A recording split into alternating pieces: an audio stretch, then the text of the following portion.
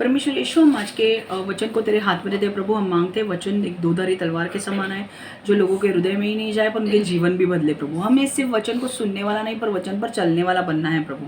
हमें मदद कर परमेश्वर कि हम वचन के प्रकटीकरण को समझे और उसे अंदर ले और हमारे जीवन को बदले प्रभु। परमेश्वर, अगर हमसे कोई भी भूल हुई है तो हमें क्षमा कर। मुझे वचन लेने के लिए मदद कर प्रभु। मेरे जीभ के ऊपर तू नियंत्रण ले पवित्र आत्मा। जो तेरी ओर से है वही मुझे बोलने दे प्रभु। मेरी ओर से नहीं पर तेरी ओर से जो चीज़ें हैं वही मुझे बोलने दे। यीशु के नाम से मैं मांगती हूँ, आमेन आमेन आमेन। शैतान इस वचन को चुरा ना पाए। ओके, आज का जो वचन है वो शुरू हो रहा है एक्सोडस 9:1-7, निर्गमन 9:1-7, निर्गम 9:1-7। ठीक है, वचन में जाने से पहले मैं आपको बैकग्राउंड थोड़ा सा, लास्ट टाइम का बैकग्राउंड क्या था कि मूसा और हरून फ़ैरो के पास जाते हैं और उसे कहते हैं कि हमारे लोगों को बलिदान देने के लिए छोड़ दे, पर वो नहीं सुनता है और परमेश्वर फिर उसके ऊपर न्याय लाता है। और न्याय ये होता है कि सारी मक्खियाँ उनके यहाँ पे आती है। ठीक है, मक्खियाँ उनके ऊपर आती है और मक्खियों से उनका देश नाश होता है, पर कोई भी मक्खी इज़राइल के लोगों के ऊपर नहीं आती है। राइट, ठीक है। अब इसके बाद भी फ़ैरो जो राजा है वो मान नहीं रहा है। मक्खियाँ मरने के बाद मतलब फ़ैरो राजा क्या बोलता है कि ठीक है, मेरे लिए प्रार्थना करो कि मक्खियाँ जो है वो मर जाए। और ये मूसा जो है वो प्रार्थना करता है कि मक्खियाँ मर जाएं, तो मक्खियाँ मर जाती है, कोई भी मक्खी नहीं रहती है। बट फ़ैरो का हृदय वैसे का वैसा रहता है, कठोर रहता है, वो बदलता नहीं है। और अब परमेश्वर ने वापस, मैं स्टोरी बता रही हूँ और फिर हम वचन को पढ़ेंगे। वापस मूसा और हरून को बोलता है कि जा और फ़ैरो से बात कर और उससे बोल कि मेरे लोगों को छोड़, 3 दिन बलियाँ देने के लिए मेरे लोगों को छोड़, मेरी आराधना करने के लिए लोगों को छोड़। अगर तू नहीं छोड़ता है तो फिर मैं तेरे जो जानवर है उनके ऊपर मैं न्याय लाऊंगा। कौन सा न्याय? कि जानवरों के ऊपर बीमारियां आएंगी और तेरे जितने भी मिस्र देश में जितने भी जानवर हैं उन सब के ऊपर बीमारियां आएंगी, पर सिर्फ तेरे इजरायली जो जानवर है, गोशेन में जो रहने वाली जो जानवर है, उनके ऊपर बिल्कुल बीमारी नहीं आएगी। ठीक है, और वैसा ही होता है। परमेश्वर कहता है कि मैं कल के दिन तक तुझे टाइम देता हूँ। अगर तू मेरे लोगों को छोड़ता है तो ठीक है, पर अगर तू नहीं छोड़ता है तो कल इसी समय को ये बीमारी जानवरों के ऊपर आएगी। और वैसा ही होता है, सारे मिस्र देश के जो जानवर हैं वो मर जाते हैं, उनके ऊपर वो बीमारियां आ जाती हैं, कोई भी जानवर जिंदा नहीं रहता है। पर वही जानवर, अगर आप देखो, इजरायली जो जहाँ पे रहते हैं उनके जानवर सही सलामत है, उनको कुछ नहीं हुआ है। तो यहाँ पर हो क्या रहा है? यहाँ पर हो रहा है ये कि परमेश्वर डिफरेंशिएट कर रहा है। ठीक है, भिन्नता दिखा रहा है, अपने लोगों की वो साइड ले रहा है और उसके दुश्मनों को वो हरा रहा है। ठीक है, अब ये होने के बाद भी फ़ैरो के पास जब ये पहुंचता है मैसेज कि भाई तेरे जानवर मर गए हैं और इजरायली जानवर सारे जिंदा है, फ़ैरो को विश्वास नहीं होता है कि सच में हुआ है क्या। और फ़ैरो कुछ लोगों को भेजता है देखने के लिए कि उसके जानवर जिंदा है या मर गए हैं, इनके और इजरायली जानवर जिंदा है या नहीं। वो देखता है कि उसके जानवर मर चुके हैं। इजरायली जानवरों के बारे में जब वो लोगों को भेजता है देखने के लिए, तो उसे पता चलता है कि इजराइल में एक भी जानवर की मौत नहीं हुई है बीमारी से। परमेश्वर ने देखो, गोशेन आपको पता है क्या जगह है? गोशेन जो जगह है जिसके बारे में मैं बोलती हूँ, वो जगह यूसुफ के समय पर उसके भाई जो आते हैं, आपको पता है यूसुफ जो था, यूसुफ मिस्र देश में आया और मिस्र देश में पहले वो जेल में था, पोतीफर ने जेल में डाला, फिर वो जेल में बहुत साल था, फिर वो गवर्नर बना गया। और फिर उसने क्या किया, उसने धान्य घर बनाए, धान्य था वहाँ पर उसके भाई भी आते हैं। पर बाद में भाई उसके सब आने के बाद फ़ैरो राजा, उस टाइम का यूसुफ के टाइम का जो फ़ैरो राजा था, यूसुफ ने उस फ़ैरो राजा से बात की और उसने कहा कि राजा, ये जो ये है ना, मेरे भाई जो आए हैं उनके लिए तू जगह दे। तो वो क्या कहते हैं, फ़ारो राजा बोलता है कि तेरे सामने जो ज़मीन पड़ी है ना, सबसे बेस्ट ज़मीन तू तेरे भाइयों को दे, और वो ज़मीन है गोशेन की ज़मीन, ठीक है। और वो ज़मीन पे कौन रहता है, इजरायली लोग। सारे यूसुफ के जो लोग थे, यूसुफ के भाई जो थे, उनके जो बच्चे बच्चे बच्चे बच्चे थे, उनकी पीढ़ी गोशेन में रह रही थी। समझ में आ रहा है अब वो गोशेन में मैंने क्या कहा, एक भी मक्खी नहीं आई। अब क्या हो रहा है, एक भी जानवर नहीं मरा। समझ में आ रहा है, अब लिंक समझ में आ गई। अब हम वचन को पढ़ेंगे, चलो फटाफट। एक्सोडस 9:1-7 इंग्लिश में मैं पहले पढ़ती हूँ। Plague on livestock. Then the Lord said to Moses, Go to Pharaoh and say to him, This is what the Lord, the God of the Hebrews, says. Let my people go so that they may worship me. If you refuse to let them go and continue to hold them back, and the hand of the Lord will bring a terrible plague on your livestock in the field, on your horses, donkeys, and camels, and on your cattle and sheep and goats. But the Lord will make a distinction between the livestock of Israel and that of Egypt, so that no animal belonging to the Israelites will die. The Lord set a time and said, Tomorrow the Lord will do this in the land. And the next day, the Lord did it. All the livestock of the Egyptians died, but not one animal belonging to the Israelites died. Pharaoh investigated and found that not even one of the animals of the Israelites had died. Yet his heart was unyielding, and he would not let the people go. निर्गमन हम पहला मराठी में देखेंगे। निर्गम 9:1-7। शेती पशुमध्ये मारीचा पिडा। नंतर परमेश्वराने मोशेला फॅरोकडे जाऊन असे बोलण्यास सांगितले, इस्रायलांचा देव परमेश्वर म्हणतो, माझी उपासना करण्याकरिता माझ्या लोकांना जाऊ दे. तू जर त्यांना जाण्यापासून सतत असंच अडवित राहशील व त्यांना जाऊ देणार नाहीस, तर शेतावरील पशूंविरुद्ध परमेश्वर आपल्या सामर्थ्याचा वापर करील. परमेश्वर तुझे घोडे, गाढव, उंटे, गुरेढोरे व शेरडे, मेंढरे यांना भयंकर आजाराने त्रस्त करील. परंतु तो इस्रायली लोकांचा व मिसरच्या लोकांच्या पशूतून भेद करील. एकही पशु मरणार नाही. याकरिता परमेश्वराने वेळही नेमलेली आहे. या देशात उद्या हे सर्व घडून येईल. दुसऱ्या दिवशी सकाळी मिसरमधील शेतावरील सर्व पशु मेले, परंतु इस्रायल लोकांच्या मालकीच्या पशूंपैकी एकही मेला नाही. इस्रायल लोकांच्या पशुपैकी एखादा मेला काय हे पाहण्यासाठी, इस्रायली लोकांच्या पशुपैकी एखादा मेला काय हे पाहण्यासाठी फॅरोने माणसे पाठवली, परंतु त्यांच्या पशुंपैकी एकही मेला नाही. तरी पण फॅरो हट्ट व कठीण मनाचाच राहिला. त्याने इस्रायली लोकांना जाऊ दिले नाही. हिंदी में मैं पढ़ रही हूँ. निर्गमन 9:1-7। खेतों के जानवरों को बीमारियां। तब यहोवा ने मूसा से कहा, फिरौन के पास जाओ और उससे कहो, हिब्रू लोगों का परमेश्वर यहोवा कहता है, मेरी उपासना के लिए मेरे लोगों को जाने दो. यदि तुम उन्हें रोकते रहे और उनका जाना मना करते रहे, तब यहोवा अपने शक्ति का उपयोग तुम्हारे खेत के जानवरों के विरुद्ध करेगा. यहोवा तुम्हारे सभी घोड़ों, गधों, ऊंटों, गाय, बैल, बकरियों और भेड़ों को भयंकर बीमारी का शिकार बना देगा. यहोवा इज़राइल के जानवरों के साथ मिस्र के जानवरों से भिन्न बर्ताव करेगा. इज़राइल के लोगों का कोई जानवर नहीं मरेगा. यहोवा ने इसके घटित होने का समय निश्चित कर दिया है. कल यहोवा इस देश में इसे घटित होने देगा. अगली सुबह मिस्र के सभी खेत के जानवर मर गए, किंतु इज़राइल के लोगों के जानवरों में से कोई नहीं मरा.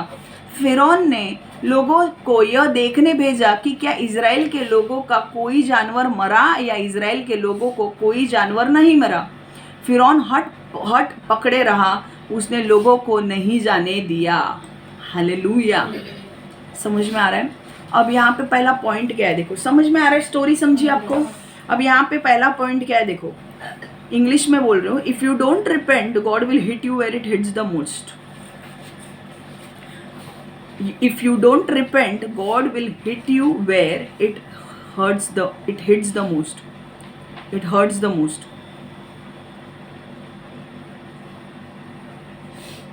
यदि आप पश्चाताप नहीं करते हैं तो परमेश्वर आपको नहीं करते हैं तो परमेश्वर आपको वही मारेंगे जहां सबसे अधिक पीड़ा होती है।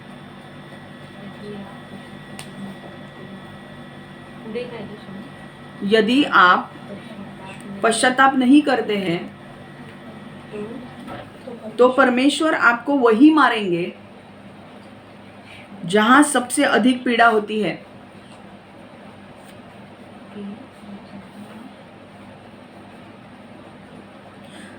मराठी में बोल रही हूँ, बोल ये लिखा हिंदी का। यदि आप पश्चाताप नहीं करते हैं तो परमेश्वर आपको वही मारेंगे जहां सबसे अधिक पीडा होती है।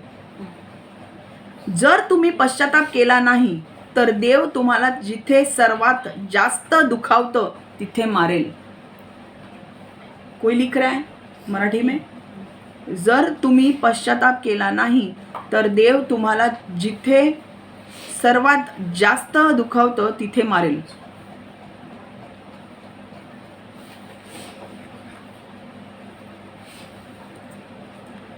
हालेलुया। देखो लिखा क्या, सब लोग लिख के लो। चलो 2 मिनट देती हूँ, किसी को लिखना है तो लिख लो, फिर मैं चालू करने के बाद पेपर इसमें नहीं। जर तुम्ही पश्चाताप केला नाही तर देव तुम्हाला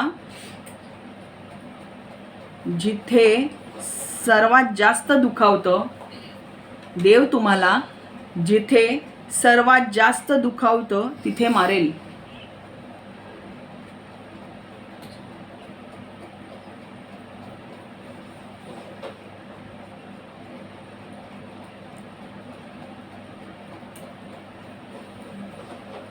हो गया, ठीक है चलो थाला।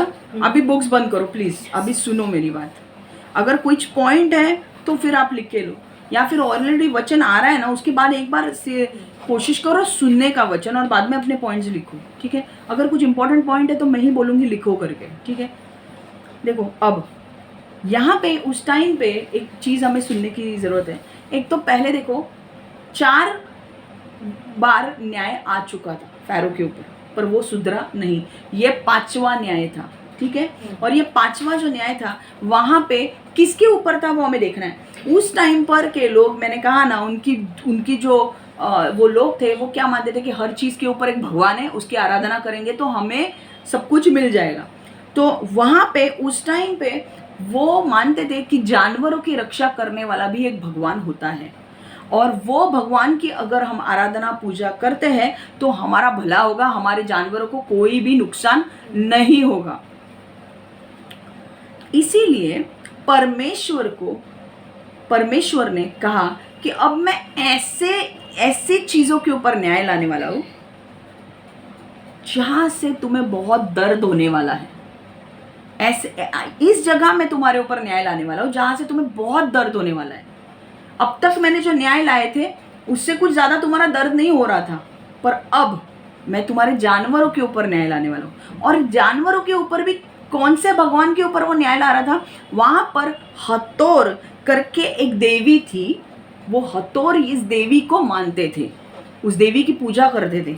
और एक देवता था अपीस करके, उसको वो मानते थे, अपीस को। और वो देवता को वो मानते थे और उसकी आराधना करते थे, और मानते थे कि भाई ये इसकी आराधना अगर हम करेंगे, हथौर की और अपीस की, तो हमारे जानवरों को कुछ भी नहीं होगा। और ये उनकी आराधना चलती थी, मतलब वो बलिया चढ़ाते होंगे उसके लिए, ठीक है। अब परमेश्वर ने, अब अच्छा इम्पॉर्टेंट चीज ये है कि ये जो देवी देवता थे उनका जो चेहरा था वो एक गाय की तरह था, ठीक है। वो एक गाय की तरह था एक पशु की तरह उसका चेहरा था, एक गाय की तरह चेहरा था, और बाकी का जो शरीर था वो मनुष्य की तरह था, ठीक है। अब यहाँ पे परमेश्वर ने उस भगवान के ऊपर न्याय लाया। ये लोग मानते थे कि हमारा जैसा, हमारा ये जो भगवान है वो भगवान के ऊपर कोई भगवान है ही नहीं। और मैंने कहा ना, हर एक न्याय परमेश्वर जो ला रहा था वो सिर्फ ये दिखाने के लिए था कि इजरायली लोगों को कि मैं जो 400 साल पुराना परमेश्वर हूँ, जिसने तुम्हारे बाप दादाओं के साथ में चला हूँ, मैं अभी भी वही परमेश्वर हूँ और मैं अभी भी जिंदा हूँ और मैं चमत्कार करने के लायक हूँ। ठीक है। और मिस्र देश के लोगों को उसे ये दिखाना था कि तुम्हारा जो जिसको तुम भगवान मानते हो वो भगवान है ही नहीं। भगवान एक ही है, भगवान नहीं, परमेश्वर एक ही है और वो है यीशु। ठीक है। अब अभी कोई डाउट नहीं है? ठीक है। अब यहाँ पर जब यह न्याय आया, ठीक है, यहाँ के जानवर मरने लगे। ओके, मिस्र देश के जानवर एक एक करके सारे मर गए। अब यहाँ पर परमेश्वर एक्चुअली क्या कर रहा था? परमेश्वर एक देश के इकोनॉमी को तोड़ रहा था। एक देश की जो इकोनॉमी मतलब देश का पैसा, देश में जो पैसा आता है उससे देश चलता है कि नहीं? सरकार के पास टैक्सेस कट होके आते हैं तो सरकार देश चलाता है कि नहीं? सरकार के पास अगर पैसा ही नहीं होगा तो सरकार क्या रोड बनाएंगे, क्या ब्रिज बनाएंगे, है कि नहीं? तो अगर किसी देश की इकोनॉमी मतलब किसी देश में अगर पैसा आ रहा है तो ही एक देश विकसित होगा, प्रोग्रेस करेगा। पर अगर उस देश के मेन चीजों के ऊपर अगर हमला हुआ, फॉर एग्जाम्पल अभी यूक्रेन और रशिया में हमला हुआ, ठीक है, अब वहां पे बॉम्ब गिर रहे थे, वहां पे लोग रहेंगे क्या? नहीं। लोग क्या करेंगे? छोड़ के चले जाएंगे। तो वहां पे कोई टैक्स विक्स भरेगा? तो वहां पे कोई पैसा होगा उस देश में? नहीं होगा। यूक्रेन के यहाँ पे तो बहुत सारे लोग छोड़ के गए थे, रशिया में भी फिर भी ये था, है कि नहीं? ऐसे देश में क्या होता है, वो लोग वहां पे से छोड़ के चले जाते हैं क्योंकि उनको पता है कहीं भी बॉम्ब गिर सकता है। तो वहां पे क्या होता है, वो देश के लोग चले जाते हैं। देश में सरकार कहाँ रहेगी? कौन चलाएगा देश? और देश में क्या रहेगा? बंजर रहेगा देश। समझ में आ रहा है?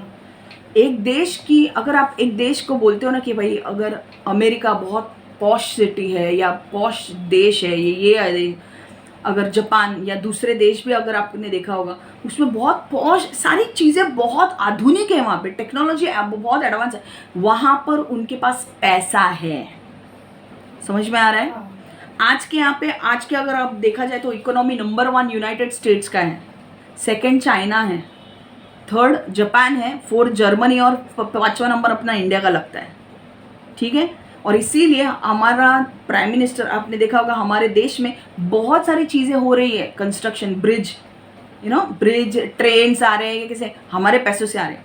अब यहाँ पे मिस्र देश के जो लोग थे उनका मेन सब चलता था जानवरों के ऊपर। जानवरों से उनकी कमाई होती थी। जानवरों की खाल बेचो, जानवर बेचो, जानवर का दूध ही निकालो, दूध बेचो, उससे उनकी कमाई होती थी। अब जानवर ही मर गए तो उनकी इकोनॉमी क्या होगी? ध्वस्त होगी, है कि नहीं? पैसा कहाँ रहेगा? और तभी फ़ारो को ये बात समझ में आ गई कि बाबा ये बहुत ज़्यादा हो रहा है अब। ठीक है। पर फिर भी उसके हृदय ने बदला नहीं। ठीक है।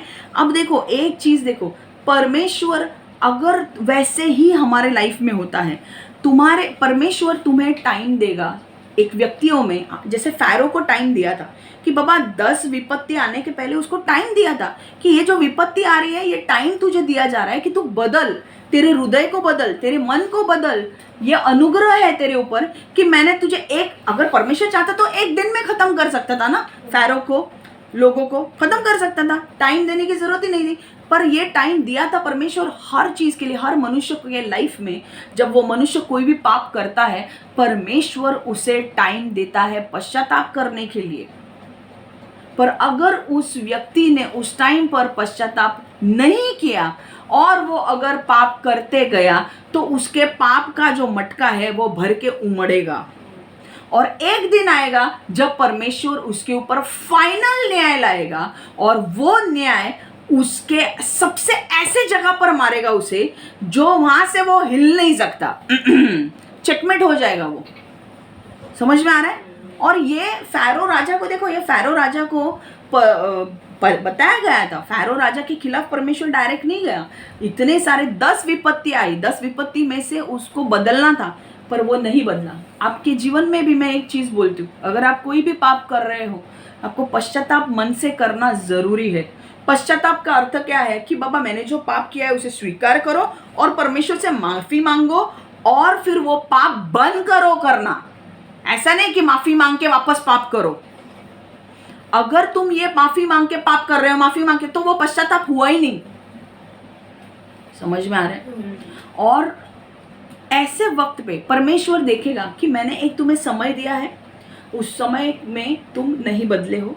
परमेश्वर वो समय जाने के बाद तुम्हारी एक भी नहीं सुनेगा और फिर जब वो न्याय लाएगा वो फाइनल न्याय होगा और वो न्याय ऐसे होगा जो न्याय से तुम बच नहीं पाओगे। समझ में आ रहा है? इसीलिए हमें यहाँ से क्या सीखना है कि जब भी आपको देखो, फैरो राजा के पास अभी मैं 10वें न्याय तक पहुंची नहीं हूँ, मैं 5वें इस पे हूँ, पर मैं आपको दिखा रही हूँ कि 4 न्याय होने के बाद भी उसका दिमाग ना खराब हुआ था, उसका दिमाग पूरा खराब हो चुका था। उसने बदलने की कोशिश नहीं की अपने आप को। और एक बात बोलती हूँ मैं, अगर तुम नहीं बदलोगे परमेश्वर तुम्हारे ऊपर न्याय लाएगा और वो न्याय बदलोगे तो न्याय नहीं आएगा। मैंने कोरा अबीराम दातन के बारे में क्या बोला था? कोरा अबीराम दातन बदले, उनके ऊपर न्याय आया। अबीराम कोरा दातन ऐसे कैसे नीचे गए और बाकी के 500 लोग के ऊपर आग बरसाई परमेश्वर ने, पर उसमें से कौन बचा? ओन के पत्नी ने क्या बोला? मत पड़ इन सारी चीजों में, बुरा होगा तेरा, बाहर निकल। वो बाहर निकला। इसीलिए हम उनके बारे में नहीं सुनते हैं, राइट? जिंदगी में ये चीज ध्यान में रखो कि अगर परमेश्वर के अनुसार चलो तो आपका जीवन बेहतर होने वाला है। परमेश्वर के विरुद्ध अगर चलोगे, परमेश्वर के वचन के विरुद्ध या परमेश्वर के अभिषक्त के विरुद्ध तुम जाओगे तो तुम्हारा नुकसान बहुत बुरा होने वाला है। और जब वो न्याय आएगा तुम कुछ नहीं कर पाओगे, क्योंकि वो फिर फाइनल न्याय होगा। इसीलिए परमेश्वर ने, और देखो परमेश्वर ऐसा नहीं है, परमेश्वर हर व्यक्ति को चांस देता है। कोई भी व्यक्ति को डायरेक्टली आके परमेश्वर से ये नहीं करता, उसको चांस मिला होगा उस व्यक्ति को। अगर बहुत सारे लोग हैं जो आने वाले दिनों में न्याय से गुजरने वाले हैं, पर जो न्याय उनके ऊपर आने वाला है वो न्याय आप लोग बोल ही नहीं सकते कि मेरे ऊपर न्याय आने वाला है, मुझे परमेश्वर ने बोला नहीं। तेरे को वार्निंग मिले थे तुझे बार बार वार्न कर रहा था गॉड कि मत कर, मत कर, मत कर, मत कर, स्टॉप कर ये चीज, क्योंकि अगर तूने स्टॉप नहीं की तो तेरा बुरा होने वाला है। पर उस वक्त जैसे फैरो का दिमाग खराब हो चुका था, वैसे ही उन लोगों का, कुछ लोगों का दिमाग खराब होता है। वो लोग इतना उनके अंदर एविल भरा हुआ है, इतना गंदगी भरी हुई है कि उनको परमेश्वर का सही रास्ता दिखता ही नहीं है और वो अपने आप को बदलते नहीं है। और जब वो बदलते नहीं है तो न्याय आता है। मैं आपको एक चीज बाद में वार्न कर रही हूँ सबको, अगर तुमने कोई भी पाप किया पश्चाताप करो। अब तुम्हारा, कुछ लोग बोलेंगे कि यार भाई देखो, एक चीज है, पश्चाताप करने का भी एक टाइम होता है। तुम टाइम के बाद पश्चाताप करोगे तो कुछ नहीं होने वाला है समझ में आ रहा है? एक अनुग्रह का टाइम दिया परमेश्वर ने तुमको, उस टाइम पे जब तुमसे परमेश्वर बात कर रहा था, समझ में आ रहा है कि मत कर ये चीज, मत कर, मत कर, आगे चल के बहुत नुकसान होगा। उस टाइम पे तुमने नहीं सुना, तुम करते गए, करते गए, करते गए, आज वो न्याय तुम्हारे पास आ रहा है। और आपको पता है कि आने वाले दिनों में क्या न्याय आने वाला है समझ में आ रहा है? परमेश्वर आपको जब पश्चाताप करने का टाइम देता है ना, अलर्ट हो जाओ, अलर्ट, क्योंकि वो टाइम आपके लिए सबसे जिंदा रहने का टाइम है। जितना आप शैतान को अपने आप को इस्तेमाल करने दोगे ना, उतना बड़ा न्याय आपके ऊपर आएगा। आप जितना दूर रहोगे उतना आप बचोगे। बहुत सारे लोग गुजर गए हैं, मैं धन्यवाद देती हूँ, गुजरने के बाद भी वो स्वर्ग जाने वाले हैं। पर कुछ लोग जो जिंदा है, उनको बोल बोल के भी वो लोग नहीं बदले, वो लोग नरक जाने वाले हैं। मैं आपको वार्निंग दे रही हूँ कि फैरो की तरह मत बनो। फैरो को कुछ पश्चाताप नहीं था, अपना हृदय पश्चाताप ही रखो कि भाई मैंने ये गलत किया है, मैंने ये गलत किया, मुझे नहीं करना चाहिए। और मैं वापस तुमको बोल रही हूँ, जब तुम्हें शैतान इस्तेमाल करता है, हट जाओ वहां से, हट जाओ वहां से। अगर तुमने अपने आप को इस्तेमाल करने दिया उसे, तो परमेश्वर न्याय जरूर लाएगा। ये मैं आपको पता है ना मैंने क्या प्रार्थना की थी, मेरे शब्द नहीं परमेश्वर के शब्द होने दे। मैं नहीं बोल रही हूं ये। अगर तुम्हें समझ में नहीं आता है, जब परमेश्वर तुम्हें बार बार वार्निंग दे रहा है, हट जाओ वहां से। बोलो मुझे नहीं काम करना है, शैतान को बोलो मुझे नहीं काम करना है, हट जाओ वहां से। पर शैतान की बातें में आकर अपने आप को, अपने शरीर को देना कि बाबा तू मेरे अंदर आके काम कर, परमेश्वर नहीं छोड़ेगा। एक वक्त आएगा वो धोएगा तुमको, और फिर ऐसा धोएगा ना कि तुम्हें चांस से नहीं होगा बचने का। मैंने कहा था मैं नहीं बोल रही हूं, मैंने प्रेयर भी की थी, इसीलिए मैं बोल रही हूं। आने वाले दिनों में आप लोग यीशु में जब आओगे और जब यीशु में रहोगे, तो आपको पता है ये सारी चीजें ध्यान में रखना। अपने शरीर को शैतान को दो मत इस्तेमाल करने को, दूर रहो उससे। वो बोलेगा अरे ये करना मेरे लिए, अभिशप्त को तंग करने के लिए। देखो परमेश्वर अपने लोगों की साइड लेगा, समझ में आ रहा है? परमेश्वर उसके बच्चों की साइड लेता है, वो उनको प्रोटेक्ट करता है। अगर तुमको लगता है कि है ये बच्चा क्या है, ये बच्चा बेवकूफ है, इसको कुछ समझ में भी नहीं आता, हम कितना उल्लू बना रहे हैं उसको, तो उसको तुम उल्लू जरूर बना रहे हो, बट परमेश्वर देख रहा है। परमेश्वर का कैमरा बहुत बड़ा है, वो सब नोट कर रहा है तुम क्या कर रहे हो और क्या नहीं। उसको उल्लू बनाते बनाते बनाते बनाते तुम जाओगे, एक वक्त आएगा परमेश्वर सब सामने लाएगा, और फिर तुम्हारे न्याय तुम्हारे सामने लाएगा, और तब पश्चाताप करके कुछ मतलब नहीं है। समझ में आ रहा है? फैरो जो रहा, उसका हृदय इतना कठोर हो चुका था। कई लोग ऐसे होते हैं ना कि यार इनके हृदय इतने कठोर हो जाते हैं कि उनको समझ में भी आ रहा है कि यार ये गलत कर रहे हैं, फिर भी अपने आप को रोकते नहीं है। क्यों? पता है क्यों? आपको पता है? हस्बैंड एंड वाइफ, कई बार हस्बैंड एंड वाइफ एक होते हैं, और जब वो एक होते हैं, हस्बैंड बोलता है गलत काम कर, वाइफ बोलती है हाँ चल मैं तेरे साथ काम करूंगी, गलत। और वाइफ भी गलत काम करने में लग जाती है, और जब वो गलत काम करती है, परमेश्वर वॉर्न करता है मत करो मत करो, पर नहीं सुनते। हस्बैंड को फुकट के खाने की आदत है, तो वाइफ से कमाने की कोशिश करता है और वाइफ कमा के देती है गलत चीजें करके, झूठ बोल के, सब कुछ खिलाती है उसे। अब क्या हुआ? हस्बैंड तो नरक जाने वाला है, वाइफ को भी लेके जा रहा है कि नहीं? एक चीज ध्यान में रखो, अगर तुम, परमेश्वर ने क्लियरली बोला है, परमेश्वर के भविष्यवक्ताओं के साथ कोई भी मस्ती करने मत जाओ। मेरे भविष्यवक्ताओं को ना तो छुओ, ना उनको हानि पहुंचाओ, क्योंकि उसका प्रतिफल बहुत गंदा होगा, उसका न्याय बहुत गंदा होगा। The consequences will be very bad. वो तुम्हारे जीवन में नहीं गए हैं ना गंदा करने के लिए, वो तो तुम्हारे जीवन में उन्होंने कुछ गंदा किया नहीं है, तुम मत जाओ। समझ में आ रहा है?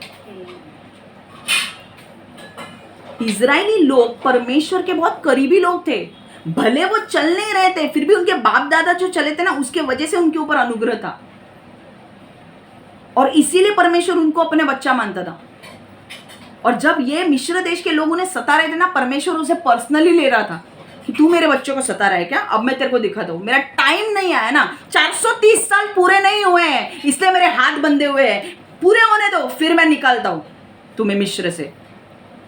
मैं दिखाता हूं तुम्हें कौन तंग कर रहा है, कौन झूठ बोल रहा है, कौन अपना सिर्फ नाम के लिए तेरे साथ है और सच्चे हृदय से तेरे साथ कौन चल रहा है। मैं दिखाता हूं तुम्हें। मेरे 430 साल पूरे नहीं हुए थे ना, इसीलिए परमेश्वर चुप था, इसीलिए सब 10 साल चल गया नौटंकी। अब पूरे हुए ना, इसीलिए सब बाहर आ रहे हैं। और फिर परमेश्वर बोलेगा अब बहुत हुई नौटंकी, बहुत कर लिया। और मैं एक चीज बोलती हूँ, हस्बैंड एंड वाइफ आगे चल के भी तुम्हारी शादी होगी, तुम्हारा हस्बैंड के साथ तुम एक रहोगे। एक चीज मैं बोलती हूँ, हस्बैंड अगर गलत काम करने को बोल रहा है तो वाइफ को वो काम करने की जरूरत नहीं है। एक बात बोलती हूँ, पहला प्रथम स्थान परमेश्वर को दो। परमेश्वर, अगर हस्बैंड गलत काम कर रहा है, वाइफ की जिम्मेदारी है उसको रोकने की। अगर वाइफ गलत काम कर रही है, हस्बैंड की जिम्मेदारी है उसको टोकने की। अगर तुम एक दूसरे को नहीं टोकते हो और अपने फायदे के लिए काम करते हो, लिख के रखो, एक दिन तुम एक्सपोज हो जाओगे और फिर कोई बचा नहीं पाएगा।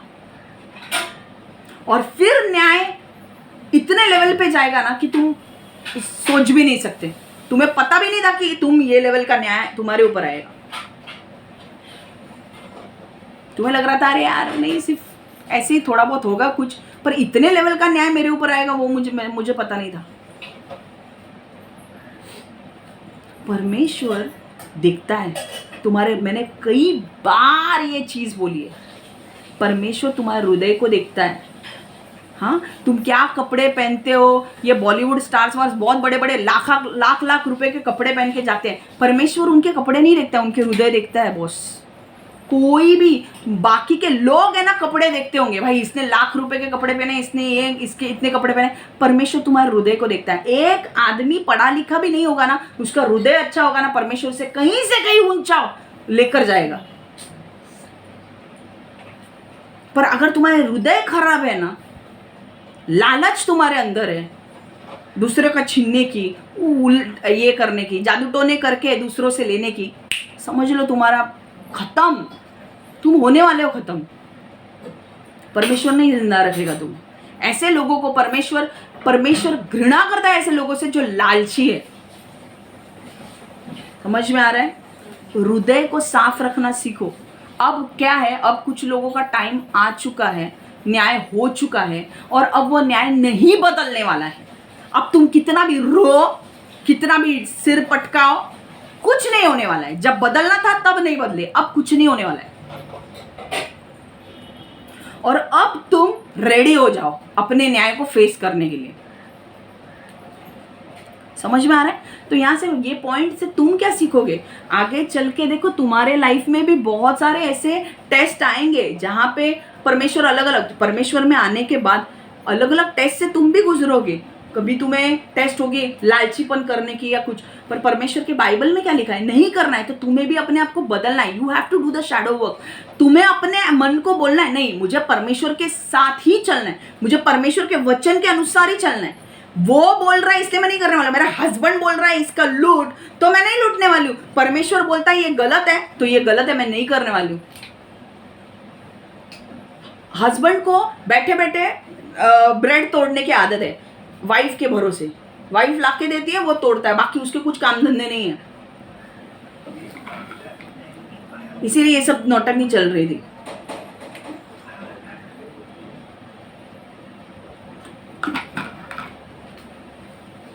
उसी व्यक्ति के वजह से आज तुम नरक जा रहे हो। क्या मिला तुम्हें? क्या मिला? 10 साल ये सब नौटंकी चलती रही, क्या मिला तुम्हें? कुछ मिला? आखिर में क्या आया? न्याय जो आया वो क्या बहुत अच्छा न्याय है? लाइफ, उम्र क्या है तुम्हारी? उम्र है, मेरा अब बर्थडे आएगा, अब मैं नए साल में जाऊंगी, मेरा ये होगा। अब तुम्हारी उम्र क्या है और कौन सी उम्र में क्या होने वाला है तुम्हारे साथ? तुम्हारा बर्थडे ही तुम्हारा सबसे बड़ा डेंजर बन गया। जिस साल के लिए तुमने इतनी आशा की थी कि रुके थे, वो साल कुछ और ही हो गया। और ये क्यों हुआ पता है? एक ही चीज, तुम लालची बन गए। तुम्हें ना नहीं समझ में आया कि हमें ये नहीं करना चाहिए। जब तुम्हें वार्निंग मिल रही थी कि नहीं? मिल रही थी कि नहीं? पर सुधरे नहीं सुधरे। और अब कुछ मतलब नहीं है। यहाँ मैं ये एक चीज कहना चाहती हूँ आपको कि परमेश्वर, आप जो यीशु में आने वाले हो, आगे चल के बहुत सारे लोग यीशु में आने वाले हो, कितना भी कुछ होने दो, अपने हृदय को साफ रखो और पश्चाताप करना सीखो। समझ में आ रहा है? पश्चाताप करना सीखो। गलती की पश्चाताप करो और छोड़ दो वो चीज़ करना। वापस अगर वो चीज़ की तो बहुत सारे प्रॉब्लम्स होंगे। समझ में आ रहा है? दूसरी चीज़, दूसरा पॉइंट लिख के लो। अभी यहाँ से हमें क्या सीखना है कि कभी भी परमेश्वर तुम्हें टाइम देगा सुधरने के लिए, सुधरो उस टाइम में। समझ में आ रहा है? अभी और एक चीज मैंने क्या बोली थी कि और अगर आप नहीं सुधरते हो तो परमेश्वर तुम्हें ऐसे जगह पे मारेगा जहाँ पे तुम्हें सबसे ज्यादा लगती है। ठीक है, ठीक है। अब दूसरा, don't allow pride to rule you. घमंड को अपने अंदर राज करने मत दो।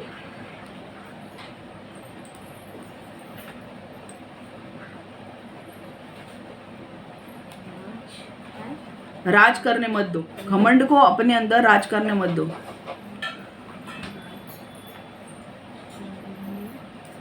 मत दो। गर्वाला तुमच्यावर राज्य करून देऊ नका।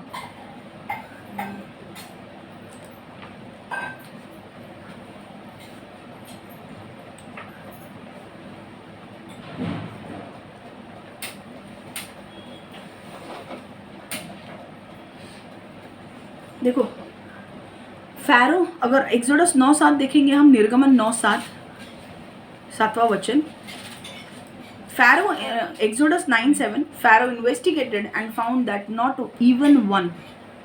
not even one of the animals of the Israelites had died, yet his heart was unyielding and he would not let the people go. 7वां वचन, इस्रायली लोकांच्या पशुपैकी एखादा मेला काय हे पाहण्यासाठी फॅरोने माणसे पाठवली। निर्गम 9:7, माणसे पाठवली परंतु त्यांच्या पशूंपैकी एकही मेला नाही।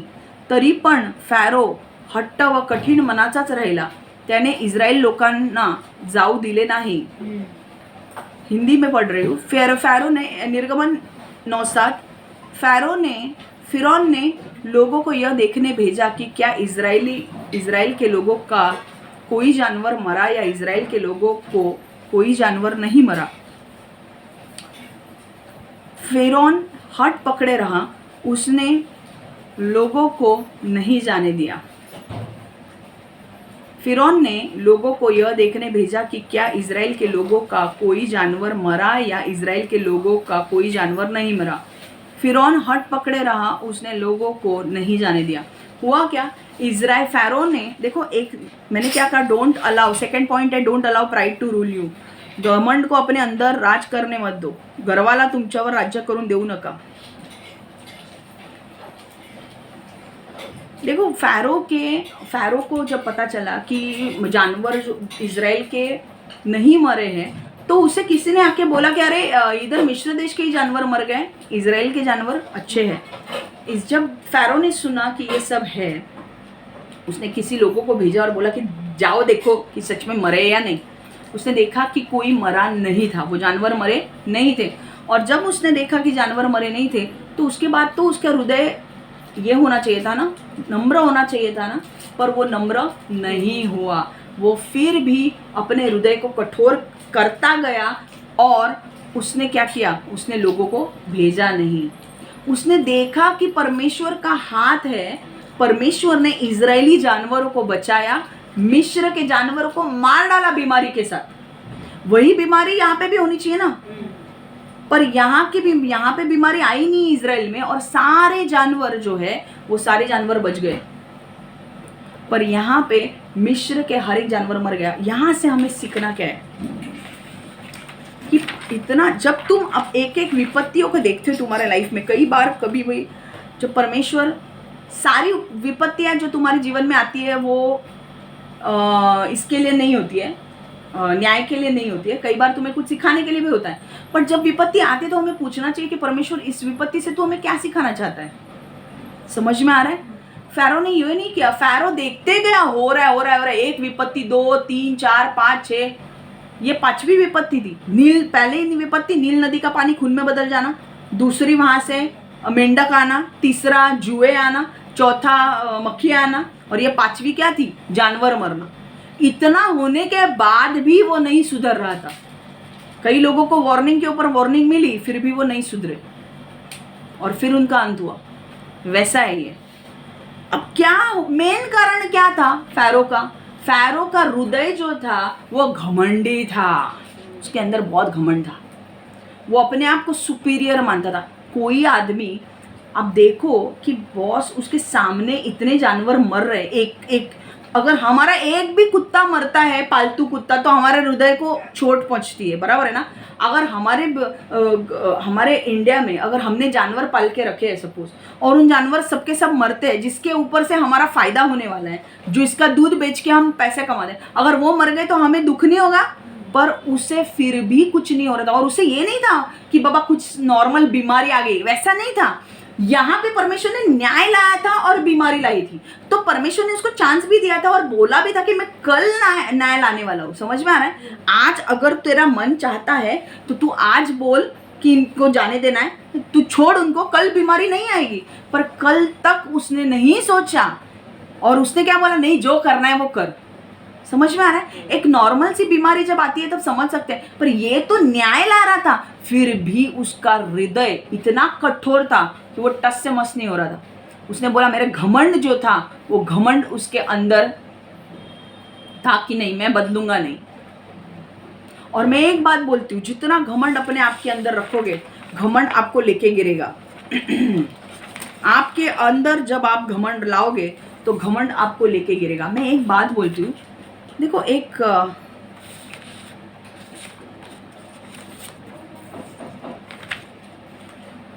मिनट,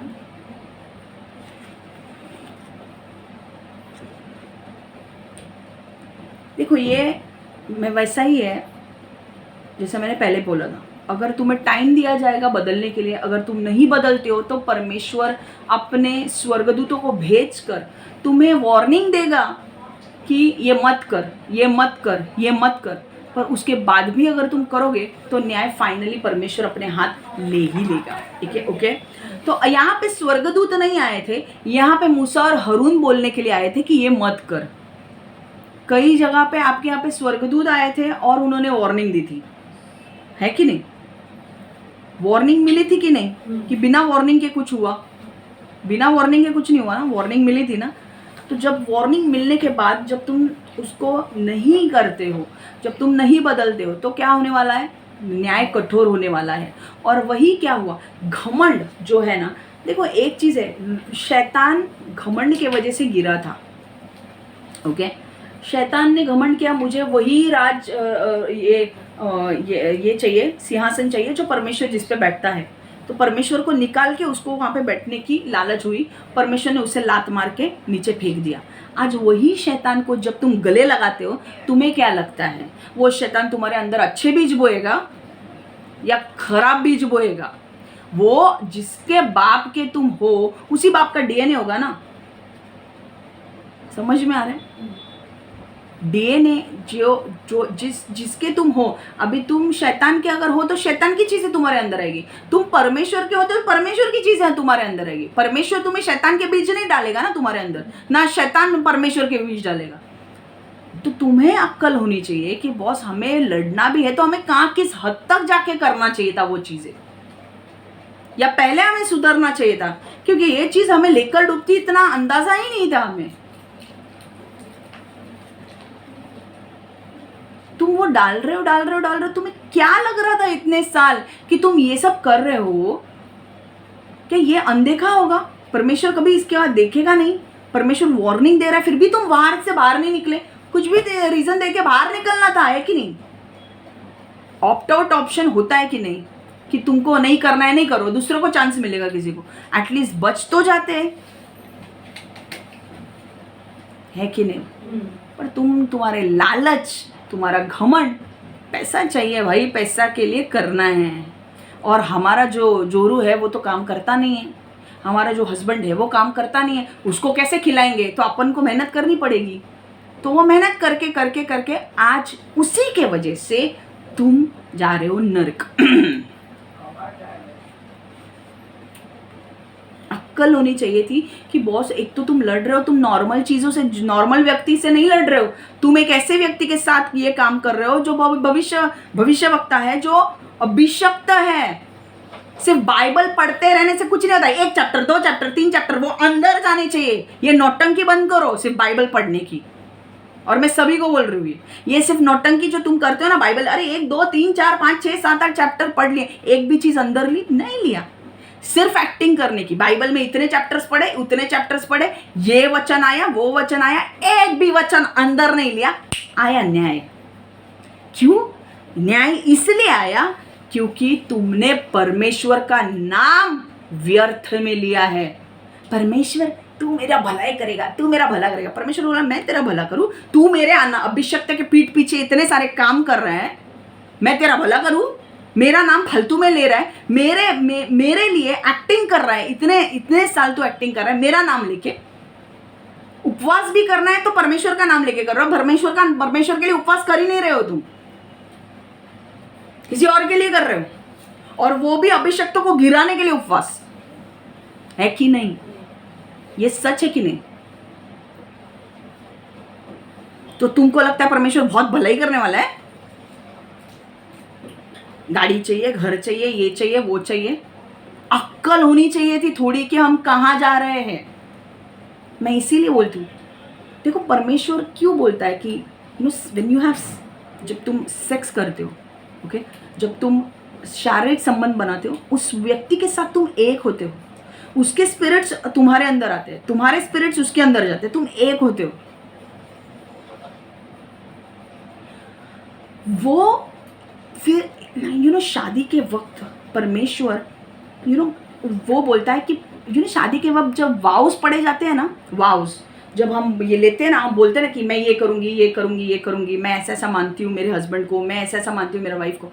वहाँ पे पहला लिखा जाता है कि first I will give top priority to God. पहला जो प्रथम स्थान होगा वो परमेश्वर के लिए होगा, दूसरा मेरे हस्बैंड के लिए। क्यों? क्योंकि मेरा हस्बैंड गलत कर सकता है और मैं उसकी साइड ले सकती हूँ, पर अगर मैं पहली प्रायोरिटी गॉड को दूँ तो गॉड मुझे बताएगा अगर वो गलत कर रहा है तो मैं उसको गलत को रोक सकूँ। समझ में आ रहा है? तुमने गलत करते गए, सब साथ मिल के करते गए और तुम्हारा न्याय आया, और तुम्हें शर्म भी नहीं है इस बात की कि तुमने कितना झूठ बोला है। तुमने कितना झूठ बोला उस पर्सन से, जो पर्सन तुम्हारे लिए सब कुछ कर रहा था, जिसने तुम्हारे लिए कोई कसर नहीं छोड़ी, हर एक चीज वो ईमानदारी से करता गया, पर तुम्हें उसकी जरा भी फिक्र नहीं थी। तुम्हें सिर्फ कमा के कि दूसरों को देना था, मजा मारना, क्योंकि तुम्हें फेवर मिल रहा था कि नहीं? मिल रहा था कि नहीं? सच बोलो, कोई कुछ नहीं होने वाला है, सच बोलो। अब अगर सच नहीं बोलोगे ना तो प्रॉब्लम होगा। सबको सब पता है कि नहीं? जब तुम्हारी भी चीजें सामने आई, मैंने तुम्हें कुछ किया? कुछ नहीं किया ना। ये जो सामने आया है वो उसके वजह से हुआ है, वो उसमें हमारी कोई गलती नहीं है। एक बात समझो, देखो फैरो राजा जो था ना, उसके अंदर घमंड आ गया। अभी कितना इंपॉर्टेंट है, एक फैरो जो था वो देश का प्राइम मिनिस्टर था, उसके हाथ में सब कुछ था, वो जो बोलेगा वो होना था। हमारे देश का प्राइम मिनिस्टर कैसा है वो बहुत इंपॉर्टेंट है। हमारे देश का जो प्राइम मिनिस्टर है वो अपने लोगों के बारे में सोचता है कि नहीं, ये बहुत इंपॉर्टेंट बात है बॉस। अगर तुम्हारे देश के जानवर मर रहे हैं उससे कुछ फर्क नहीं पड़ता, नील नदी खून में बदल रही है तो भी फर्क नहीं पड़ता है, और वो ऐसे ही नहीं हो रहा है, वो परमेश्वर आके डायरेक्ट बोल रहा है कि मैं ये करूंगा, और फिर भी तुम ऐसा करने दे रहे हो, तो तुम्हारा कौन सा लेवल का घमंड तुम्हारे अंदर ऑपरेट कर रहा है? शैतान तुम्हारे अंदर खुद है। तो मुझे बताओ, जब ये हमारे प्रेसिडेंट, इसीलिए मैं बोलती हूँ ना, परमेश्वर ने कहा है तुम्हारे प्राइम मिनिस्टर, तुम्हारे देश के जो प्राइम मिनिस्टर प्रेसिडेंट है उनके लिए प्रेयर करो। क्यों? क्योंकि वो एक गलत अगर लेंगे ना, देखो उनके वजह से अगर प्राइम मिनिस्टर प्रेसिडेंट एक गलत चीज बोलेंगे, उसने क्या किया, फैरो ने कुछ सुना नहीं परमेश्वर का सुन के अनसुना किया। वो अनसुना किसने किया? फैरो ने। पर भुगतना किसको पड़ा? सारी प्रजा को, पूरे देश को भुगतना पड़ा, है कि नहीं? इसीलिए हमारे प्रेसिडेंट प्राइम मिनिस्टर इंपॉर्टेंट है हर देश के, क्योंकि अगर उन्होंने एक गलत फैसला लिया ना, सारी की सारी प्रजा ध्वस्त हो सकती है, पूरा देश बर्बाद हो सकता है एक गलत फैसले से। बांग्लादेश में अभी एक नई सरकार आई थी और उन्होंने ज़्यादा नाटक करना चालू किया। जब शेख हसीना जो प्राइम मिनिस्टर थी, उन्होंने हमारे साथ बहुत अच्छे रिलेशंस रखे थे इंडिया के साथ। ये नई सरकार जो मोइजू की आ रही थी, उसने बहुत तेवर दिखाना शुरू किया। धड़ाधड़ परमेश्वर के न्याय आना शुरू हो गए। टेक्सटाइल इंडस्ट्री के ऊपर उनका सब कुछ चलता है। क्या है, सीने का होता है ना वो टेक्सटाइल इंडस्ट्री, उसके ऊपर उनकी इकोनॉमी थी। परमेश्वर ने उसी के ऊपर मारा, अटैक किया। जानवरों के ऊपर, इनकी जानवरों की खाल निकाल के बेचना, या जानवरों का दूध बेचना, या जानवर बेचने, यह उनका काम था। ये मिस्री देश का पेशा था। पर जब इसने सुना नहीं, तो परमेश्वर ने उसको अकल ठिकाने लगाने के लिए, उस देश के प्राइम मिनिस्टर को अकल ठिकाने लगाने के लिए कहाँ लाया? किसको अटैक किया? उसके इकोनॉमी के ऊपर। तेरे को बहुत चर्बी चढ़ी है, मैं तेरी इकोनॉमी के ऊपर अटैक करता हूँ। बांग्लादेश में टेक्सटाइल इंडस्ट्री के ऊपर अटैक हुआ, जो उनकी मेन बैकबोन था, उसके ऊपर उनका सब चल रहा था। वो इंडस्ट्री सारी इंडिया में आ गई, और वो इंडस्ट्री हमारी ही थी, रेमंड की एंड ऑल। और मैं ये सब बोलने वक्त किसी के बाप से नहीं डरती, मैं बिल्कुल बिंदास हूँ। किसी को आना है, भिड़ना है, भिड़ सकते हो मेरे साथ। मैं किसी के बाप से नहीं डरती हूँ। इसीलिए हर देश, आज पता है बांग्लादेश की हालत क्या है? सब मर रहे भूखे। ये, और पता है उसके बाद भी, इतना होने के बाद सारे टेक्सटाइल इंडस्ट्रीज यहाँ पे आ गए। उनके पास कुछ नहीं है, बिजली भी हम प्रोवाइड करते हैं, बिजली भी उनके पास नहीं है, फिर भी उनके टांगे ऊपर इतना घमंड। और हमको बोलते हिल्सा मछली नहीं देंगे। भाई मत दे, हमारे यहाँ पे दूसरे मछली है, तेरे हिल्सा मछली के ऊपर नहीं आया सब कुछ। देखो शैतान ना, अगर घमंड से चलोगे ना, घमंड पहले आता है गिरने के पहले, इतना ध्यान में रखना। देखो एक वचन हम देखेंगे घमंड के ऊपर।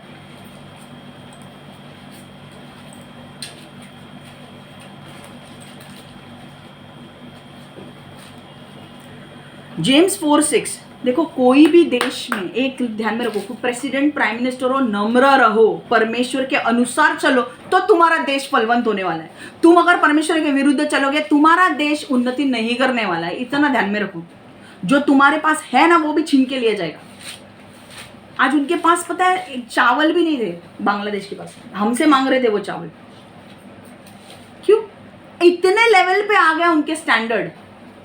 और मैं प्रेयर कर रही हूँ, और आने वाले दिनों में आप देखोगे कि शेख हसीना वापस प्राइम मिनिस्टर बनेगी बांग्लादेश की। आमीन। वो वापस प्राइम मिनिस्टर बनेगी। सी, हम वो टेक्सटाइल इंडस्ट्रीज वापस शिफ्ट नहीं कर सकते वहाँ पे, पर हम थोड़ी बहुत एड उन्हें दे सकते हैं, है ना, मदद कर सकते हैं उनकी, क्योंकि उन्होंने हमारे साथ अच्छे रिलेशंस रखे। और उन्होंने कहीं ना कहीं इंडिया, जब इंडिया परमेश्वर के साथ चलता है, तो इंडिया के ऊपर भी वैसे ही नजर रहेगी परमेश्वर की। इंडिया अगर ओबीडियंट है, इंडिया अगर परमेश्वर के साथ चल रहा है और परमेश्वर की सारी बातें मान रहा है, तो परमेश्वर भी इंडिया का ख्याल रखेगा ही। हालेलुया। और जो लोग परमेश्वर के साथ चलने वाले व्यक्ति के साथ अच्छे संबंध रखते हैं, वो उनके ऊपर ब्लेसिंग्स आते हैं। हालेलुया। जब अब्राहम अच्छा चल रहा था परमेश्वर के साथ, लोत उसके साथ था, पर लोत सोडोम और गमोरा में बचाया गया। क्यों? अब्राहम ने प्रेयर की कि इसको बचा, इसीलिए वो बचा। पर लोत ने उसके साथ कुछ गलत नहीं किया था अब्राहम के साथ। लोत चला गया अपने रास्ते, पर अब्राहम ने प्रेयर की और वो बच गया। सी, तुम अगर एक ऐसे व्यक्ति के साथ चल रहे हो ना, जो परमेश्वर के पीछे चलता है, वो आशीष तुम्हारे ऊपर भी आएगा। अगर तुम उसके साथ कोई भी खराबी नहीं करते हो, तो उसके साथ अच्छे रहोगे, तुम्हें उसका आशीष मिलेगा ही। तुम अगर उसको एक बार खाने को भी देते हो या ठंडा ग्लास पानी भी देते हो ना, तुमने अगर उसके लिए कुछ किया है ना, परमेश्वर उसे याद रखेगा। इतना ध्यान में रखो ये चीज। परमेश्वर कभी भी ये नहीं करेगा कि तुमने अगर उसके सेवकों की, मतलब भविष्यवक्ताओं के लिए कुछ किया है और परमेश्वर ध्यान नहीं रखेगा, ऐसा होगा नहीं। याद रखेगा परमेश्वर। इसलिए मैं बोल रहा हूँ, president, prime minister all over the world, नम्र रहो, परमेश्वर के अनुसार चलो। ऊपर ऊपर से रख के कुछ मतलब नहीं है। आज आप प्रेसिडेंट, प्राइम मिनिस्टर देखते हो, आज देखो फैरो, उसको कुछ पड़ी नहीं थी, मक्खियां आई, सब उसका तबाह कर रही है, सब लोगों को तबाह कर रही है, उसको कुछ नहीं। वो टाइम बिंग के लिए थोड़ा सा पश्चाताप करता था और बोलता था ये फैरो, इसको हटाना। वो हटने के बाद वापस से उसके अंदर घमंड आ जाता था। मक्खियां आई, मेंढक आए, थोड़े टाइम के लिए उसको दुख हुआ, वापस वो जाने के बाद वापस होने लगा। नील नदी का खून पानी खून में बदल गया वापस, उसको कुछ फर्क नहीं पड़ रहा था, उसको उसकी प्रजा क्या कर रही है उसको कुछ नहीं फर्क पड़ रहा था। यही हम बेस्ट एग्जाम्पल देखते हैं यूक्रेन रशिया वॉर में। व्लादिमीर पुतिन और जेलेंस्की दोनों तमाशे देख रहे थे, और बीच में कौन था? बाइडन, जो आग में तेल डालने की कोशिश कर रहा था। भाई दोनों जल रहे देश, जलो, हम तेल डालेंगे। मत करो, हाँ, किसी भी देश के बीच में मत पड़ो, और पढ़ना है तो उनके भेद जो इनके जो डिफरेंसेस है वो सॉल्व करने के लिए पढ़ो, उसमें आग लगाने के लिए नहीं। तो क्यों सेटबैक हुए अमेरिका को? अमेरिका के ऊपर न्याय आया बाइडन के वजह से। दो देश के लोग भिड़ रहे हैं, इनोसेंट लोग मर रहे हैं, जो सोल्जर्स हैं वो मर रहे हैं। दो देश के प्रेसिडेंट को, दोनों को घमंड है, दोनों लड़ रहे हैं, इनोसेंट लोग मर रहे हैं, उनको कुछ फर्क नहीं पड़ता है, और तीसरा आदमी लेके उसका फायदा उठा रहे हैं। तो यूएस की इकोनॉमी बढ़ेगी, तुम दूसरों के इसमें मजा मार के तेल डाल के मजा देख रहे हो तो बढ़ेगी। एक बात बोलती हूँ, बी अ पीस मेकर। दो देशों में शांति करना सीखो। दो देश अगर भड़क भी रहे तो दोनों को लो सामने, तुम्हारे अगर इन्फ्लुएंस है दोनों को बिठाओ और बोलो ये क्या चल रहा है, बंद करो ये। बी अ पीस मेकर, समझा? अगर इन लोगों को कुछ फर्क नहीं पड़ता था, एक दिन में एक न्यूज आई, एक बॉम्ब गिरा, 10,000 20,000 लोग मर गए। टोटल मैंने देखा 4 लाख लोग मर गए। 4 लाख लोगों की कब्र गाड़ी गई और उनको डाला गया। इसका मतलब क्या है? 4 लाख। देखो, परमेश्वर, मैं इस वचन को हल्के से नहीं लेना चाहती, बहुत इंपॉर्टेंट रखता है कि आप प्राइम मिनिस्टर, प्रेसिडेंट या कोई अथॉरिटी में व्यक्ति हो, आपको भलाई के लिए लोगों के काम करना है। आज के बाद जब होने वाला है उसके बाद आपको भलाई के लिए काम करने लोगों को। अब जो हुआ तो हुआ, पर अब कुछ जो न्याय आने वाला है वो न्याय के इसमें जाएंगे, पर जो बचेंगे उनको भलाई ही करनी है।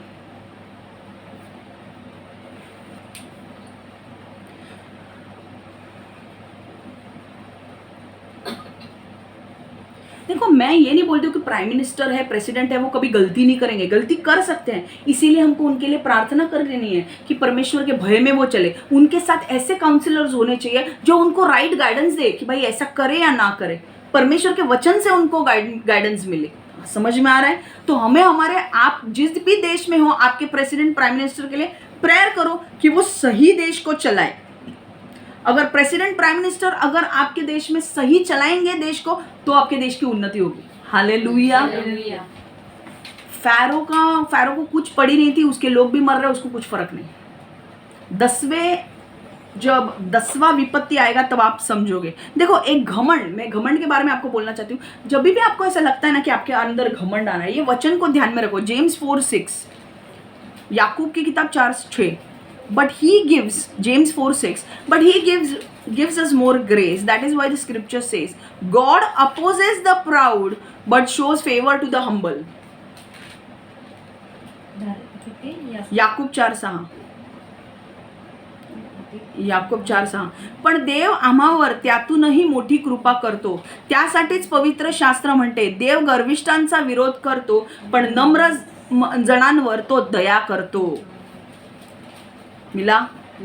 याकूब हिंदी में, याकूब 4:6. किंतु परमेश्वर ने हम पर अत्यधिक अनुग्रह दर्शाया है, इसीलिए शास्त्र में कहा गया है, परमेश्वर अभिमानियों का विरोधी है. अभिमानियों मतलब घमंडी लोगों का विरोधी है, वो विरोधी होता है उनके, ओके. जबकि दीन जनों पर अपनी अनुग्रह दर्शाता है. दीन लोग जो है उनको वो अनुग्रह देता है. इसीलिए मैं बोल रही हूँ, जब भी आपको लगे कि आपके अंदर घमंड आ रहा है, हम लोग ह्यूमन है कि नहीं?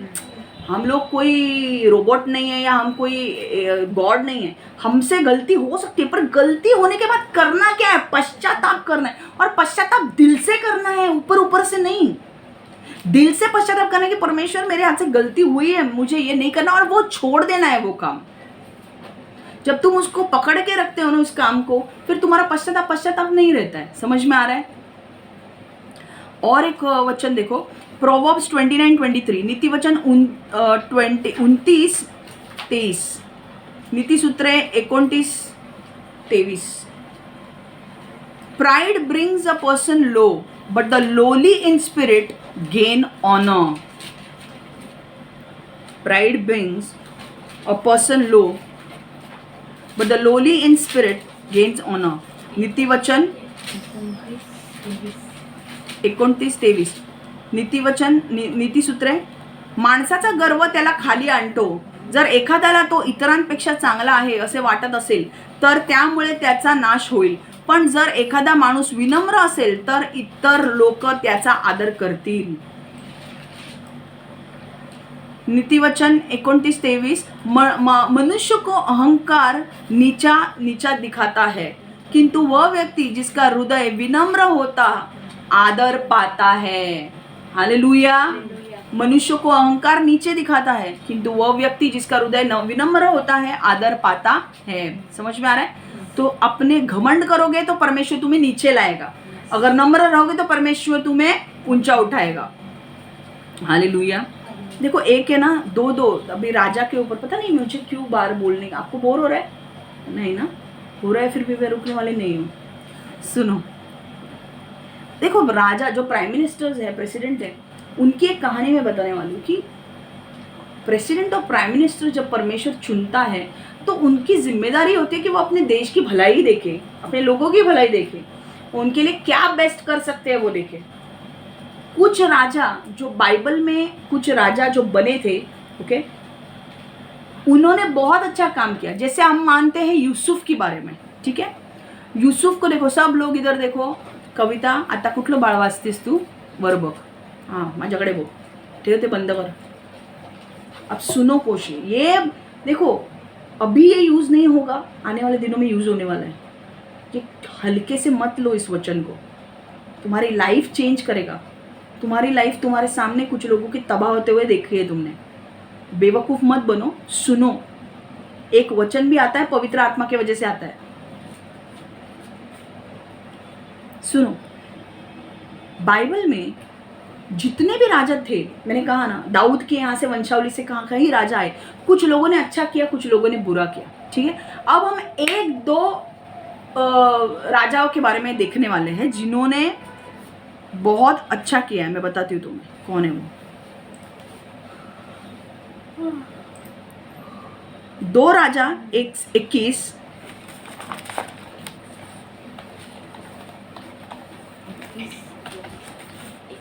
से 1 से 6.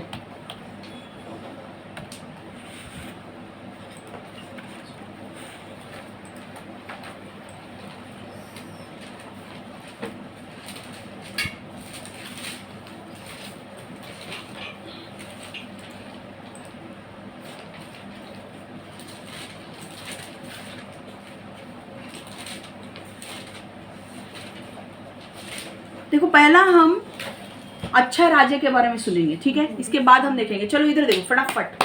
15 मिनट में, 15 या 20 मिनट में वचन खत्म हो जाएगा. मैं कोशिश कर रही हूँ, ठीक है. वचन कौन सा है? 2 Kings 21:1-6. 2 राजा 21 1 से 6. 2 राजे 21 1 से 6, ठीक है. वो बाद में खोल दो, मैं टाइम दूंगी तुमको.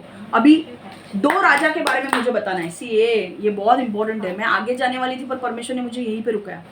एक तो पहला सा राजा समझो जो यूसुफ था. यूसुफ ने बहुत सारी कठिनाई झेली.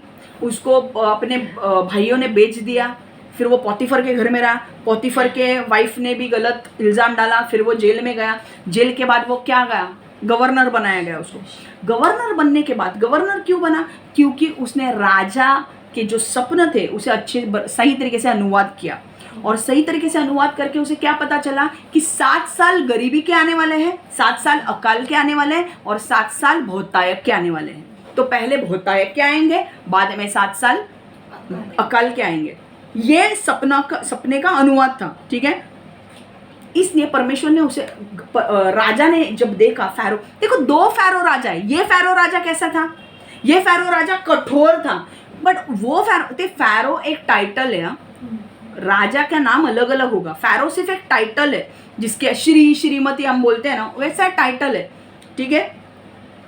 तो उस टाइम के फ़ारो की बात कर रहे हैं. उस टाइम का जो राजा फ़ारो, यूसुफ के टाइम का जो फ़ारो राजा था, वो कितना नम्र था. देखो, जब उसने यूसुफ को सामने लाया, उस यूसुफ को अपने सपनों के बारे में बोला, तो यूसुफ ने उसके सपनों का अनुवाद करके उसे बोला और वो खुश हो गया. वो खुश हो गया कि मेरे सपनों का अनुवाद यूसुफ ने बताया. और उसने कहा कि अरे इसके अंदर ऐसा कुछ है जो हमारे पास किसी के पास नहीं है, और इसीलिए तू इस देश का प्रधानमंत्री होगा।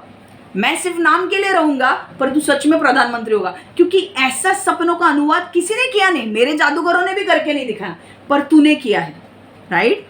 तो वो कितना नम्र था कि उसने यूसुफ को उठाया और उसने कहा, यूसुफ तू जो चाहता है ना इस देश में तू कर, सब कुछ तेरा होगा, हम सिर्फ नाम के लिए होंगे।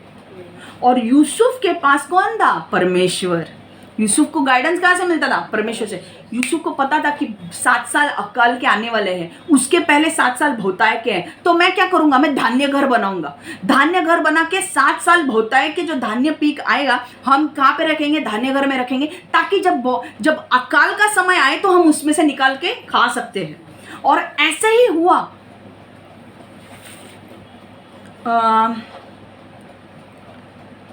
ओके, खोलो जेनेसिस 47, उत्पत्ति 47, 47 1 ते 25।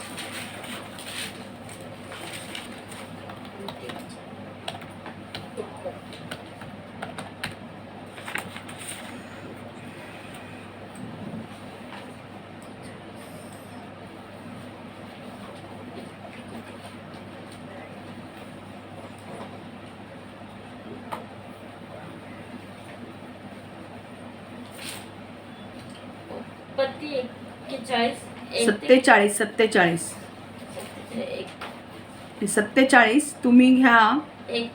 हा मी सांगते।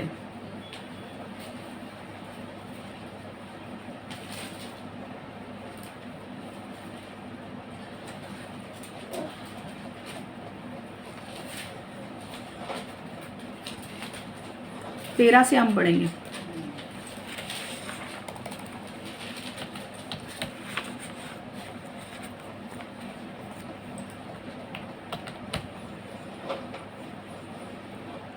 देखो यूसुफ ने कैसे किया। देखो, मुझे एक अच्छा राजा और एक बुरे राजा का क्या ये था ना, मुझे बताना है आपको कि घमंड आपको लेके डूबता है, पर एक घमंड नहीं रखा आपने और नम्रता रखी तो वही आपके देश को भी बचाता है, लोगों को भी बचाता है और आपको भी ऊपर लेकर आता है, आपको स्टार बनाता है।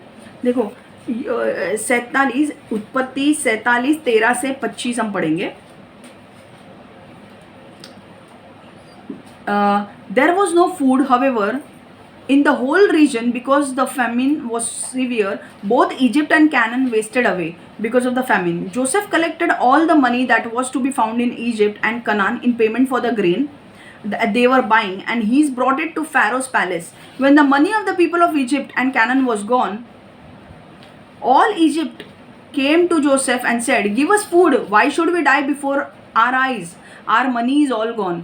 "Then bring your livestock," said Joseph. "I will sell you food in exchange for your livestock, since your money is gone." So they brought their livestock to Joseph, and he gave them food in exchange for their horses, their sheep, goats, and their cattle and donkeys. And he brought them through that year with food in exchange for all their livestock. When that year was over, they came to him the following year and said, "We cannot hide from our Lord the fact that since our money is gone and our livestock belongs to you, there is nothing left for our Lord except our bodies. And our Lord, why should we perish before your eyes? We and our land as well. Buy us and our land in the exchange for food, and we with our land will be in bondage to Pharaoh. Give us seed so that we may live and not die, and the land may not become desolate." So Joseph brought all the land in Egypt for Pharaoh. The Egyptians won and all sold their fields because the famine was too severe for them. The land became Pharaoh's, and Joseph reduced the people to servitude from one end of Egypt to other. तो हम 20 तक पढ़ेंगे, 21 तक पढ़ेंगे, 13 से 21 मराठी में, कीर्तिवाच मराठीमध्ये 13 ते 21. त्या समयी सर्व देशात खाव्यास अन्न म्हणून राहिले नाही. दुष्काळ एवढा तीव्र होता की त्यामुळे मिस्र देश व कनान देश हैराण झाले. मिस्र देशातील व कनान देशातील लोकांनी विकत घेतलेल्या धान्याच्या मोबदला जेवढा पैसा मिळाला तेवढा पैसा जमा करून योसेफाने फारोच्या घरी पोचता केला. मिसर देशात व कनान देशात काही पैसा उरला नाही. तेव्हा सर्व मिस्री लोक योसेफाकडे येऊन म्हणाले, आम्हास अन्न द्या. आपल्या देखत आम्ही का उपाशी मरावे? आमचा पैका सर्व संपला. योसेफ म्हणाला, तुमचा पैसा संपला तर तुमची गुरे द्या, म्हणजे त्याच्या मोबदल्यात तुम्हास अन्न देईल. तेव्हा त्यांनी आपले गुरे योसेफाकडे आणली. त्याचे घोडे, शेरे, मेंढरे, गुरे, ढोरे व गाढवे घेऊन त्याच्या मोबदल्यात त्यास तो अन्न पुरवू लागला. वर्षभर त्याची सगळी गुरे घेऊन त्यास अन्न देऊन त्याचे पोषण केले. ते वर्ष संपले तेव्हा पुढील वर्षी ते त्याचकडे येऊन म्हणाले, आमचा पैका सर्व संपला आहे. आम्ही स्वामीपासून चोरीत नाही. आमच्या गुराढोरांचे कळप स्वामीचे झाले आहेत.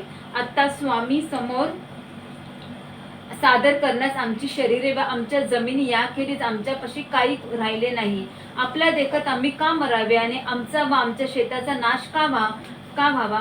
आम्ही व आमच्या जमिनी यास विकत घेऊन आम्हास अन्न द्या. आम्ही व आमच्या जमिनी याचवर फारोची मालकी हो.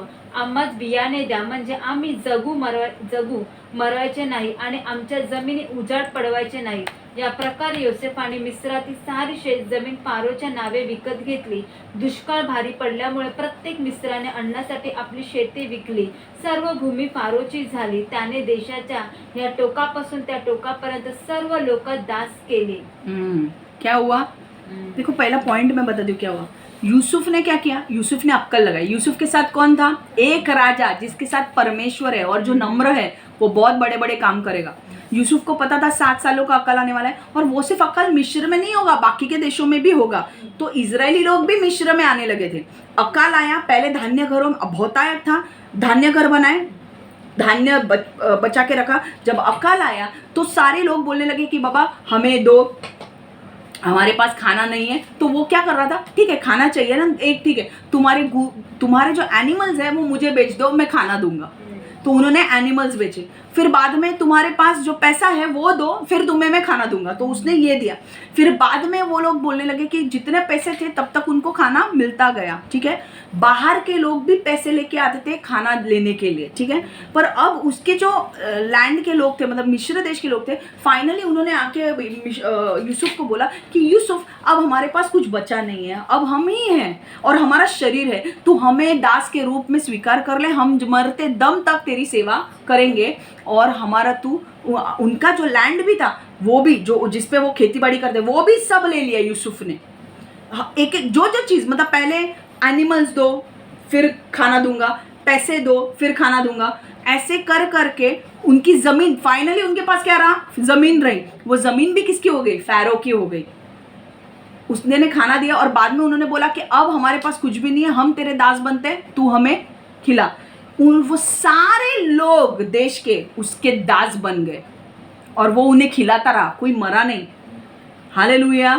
फ़ारो के लिए वो क्या बना? आशीष बना. और ये परमेश्वर का प्लान था कि वो सारी ज़मीन फ़ारो की होनी चाहिए. इमेजिन, सारा ज़मीन, सारा खेत, सारा एनिमल, सारी पैसा फ़ारो का हो गया उसके वजह से. पर एक चीज़ थी, उसने अपने लोगों को मारा नहीं, उसने दास के रूप में उनको खिलाते गए, वरना वो लोग मर जाते.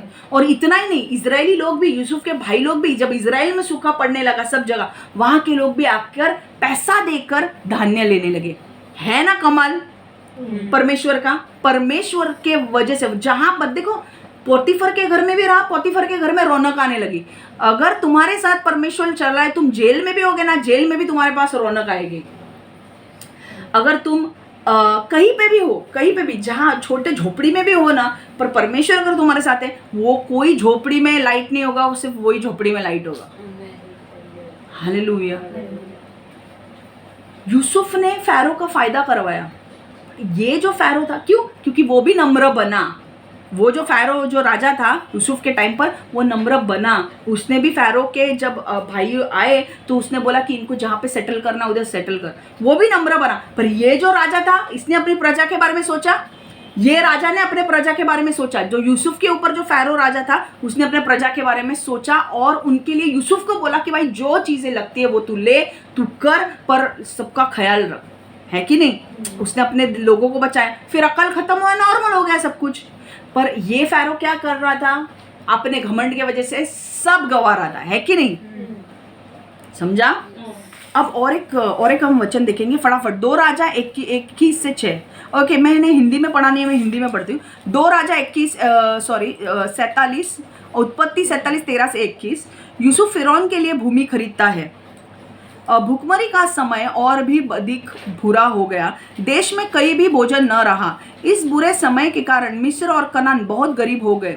देश में लोग अधिक से अधिक अन्न खरीदने लगे। यूसुफ ने धन बचाया और उसने फिरौन के महल में लाया। समझ में आ रहा है?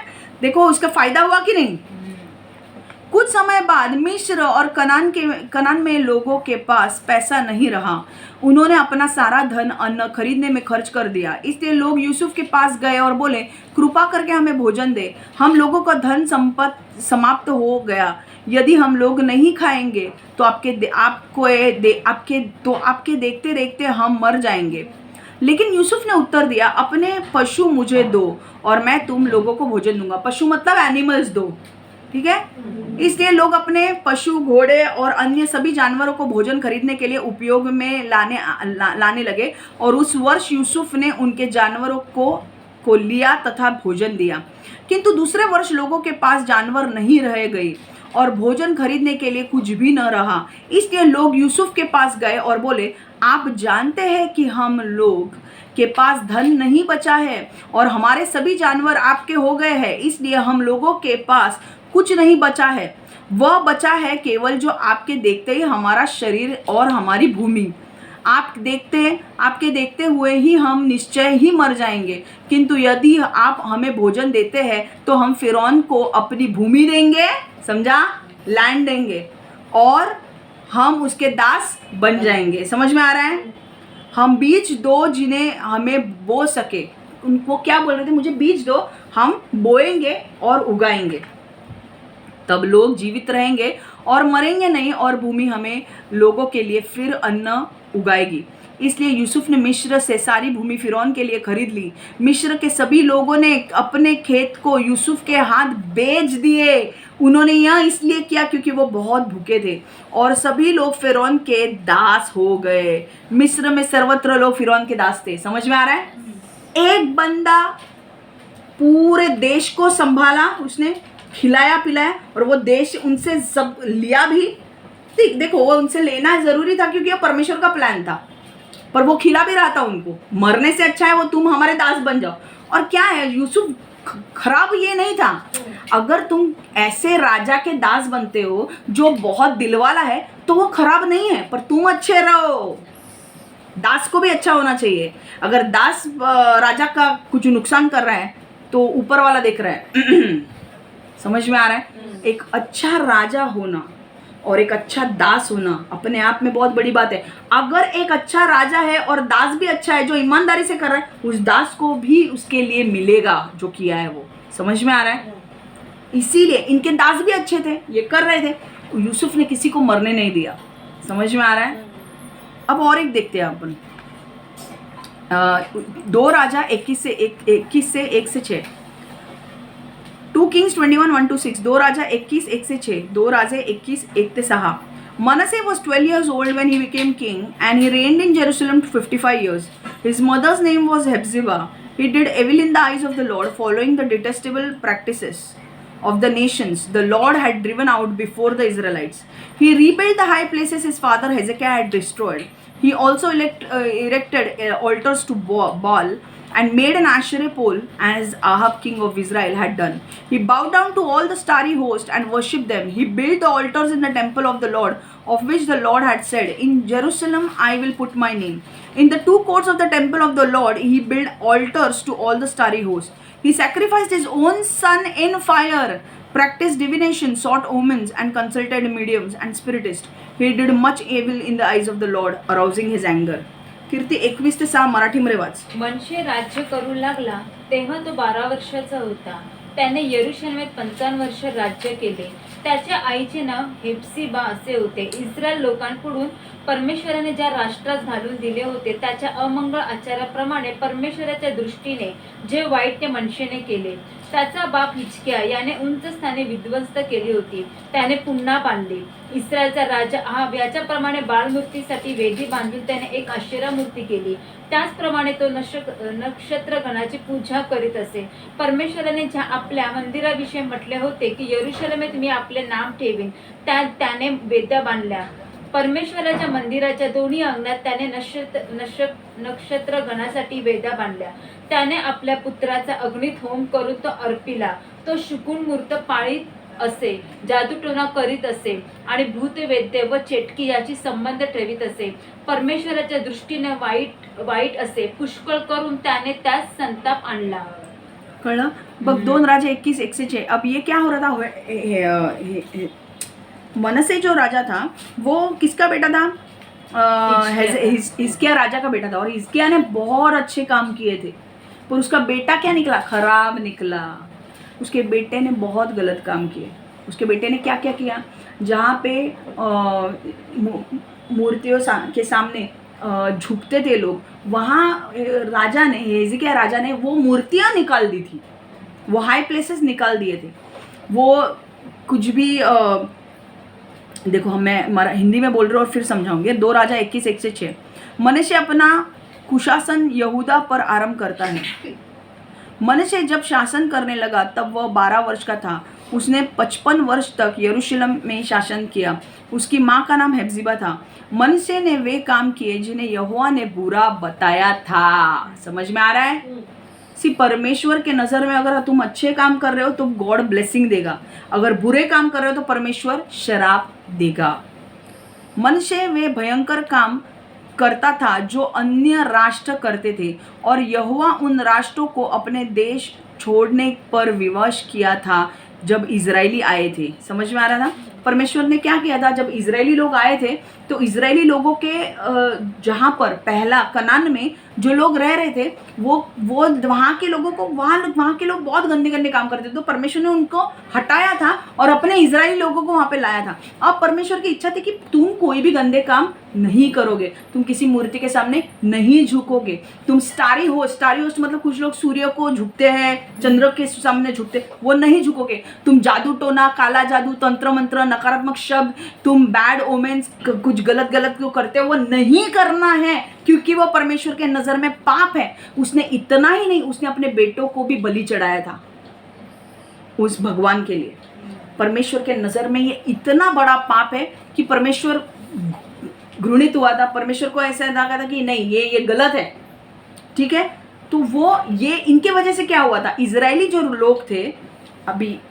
लोग थे वो भटक रहे थे, क्योंकि राजा गलत है तो प्रजा भी गलत भटकेगी, और जब राजा गलत करेगा और तो प्रजा भी ये गंदे काम में इन्वॉल्व होगी, तो परमेश्वर का न्याय प्रजा के ऊपर आएगा. समझ में आ रहा है?